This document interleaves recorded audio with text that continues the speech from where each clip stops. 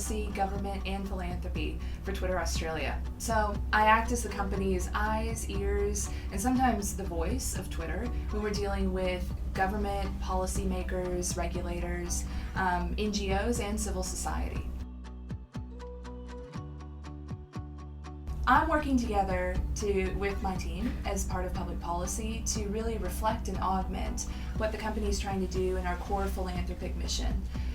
Some of the key pillars, especially here in Australia, that we've been working on are around equality and freedom of expression.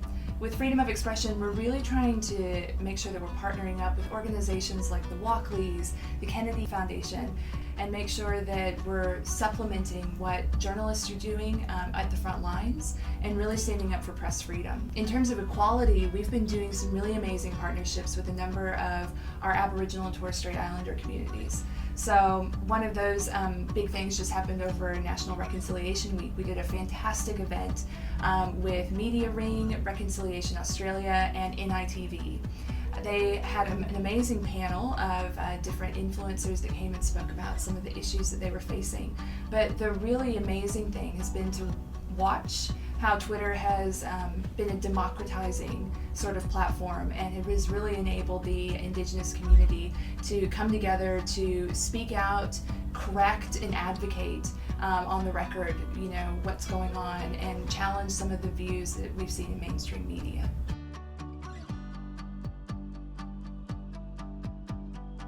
Twitter is the platform for this conversation to take place, and it has direct, unfettered access for these people to make their positions known, to speak with the larger community, and to also engage with politicians and talk about how they see this affecting them. So I think Twitter is definitely the place where this conversation can take place, and we're trying to help support that and give them the microphone to talk about this more fully.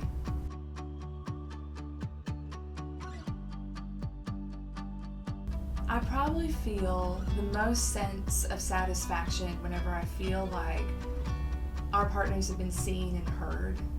I have to deal with a lot of really difficult issues. As public policy, one of the big things that we also have to deal with is safety and abuse that occurs on the platform. And over the past 3 years, we have made a massive amount of changes to our product and our policy to really try to protect the user and take that burden off of them. And as a lot of my work kind of revolves around civil society groups and our NGO partners, I frequently have to speak with people that have had to deal with the really tough stuff on Twitter. And luckily it's gotten a lot better. But I always want to make sure that I'm listening to them, and I actually take the feedback that they give us, and that goes back into our internal teams as we're figuring out how can we change our rules to better strengthen and protect people. How can we better have safety by design throughout all of our products. And I think that whenever I feel like I've taken that on and I can feed it back, and then we see those changes come out in Twitter itself, that's when I feel like I've really made a difference, and that's inspired me, and because it's helping somebody.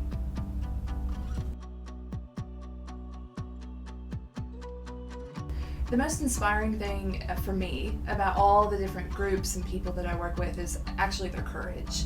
I'm working with people that are dealing with issues that have global implications, and the fact that I get to help support them in that journey, and also that we bear witness to what they're experiencing and push it out on a platform that's open and public and in real time, that to me gets me excited to wake up every morning and to get to work with them. So we actually have this great hashtag called Love Where You Work, and it came about actually from a woman who worked in our Twitter UK office. She had gotten diagnosed with cancer, and unfortunately she passed away. And before that, the team at Twitter actually put together a quilt. They made her this quilt and they sent it to her so that she could have it when she was having to go through her treatments. And she tweeted it out, like a picture with her with the quilt, and she used the hashtag Love Where You Work. And since then, the entire company has had this spread across the entire globe, and we all have signs in our offices that say hashtag Love Where You Work. And then here in Australia, we adapt this a little bit, and we also say Love Who You Work With. And I know that sounds incredibly corny sometimes, but we definitely have a family atmosphere here where people pitch in, they help out whenever you need it, and we have some pretty cool people that just make your day a little bit better every time you walk through the door.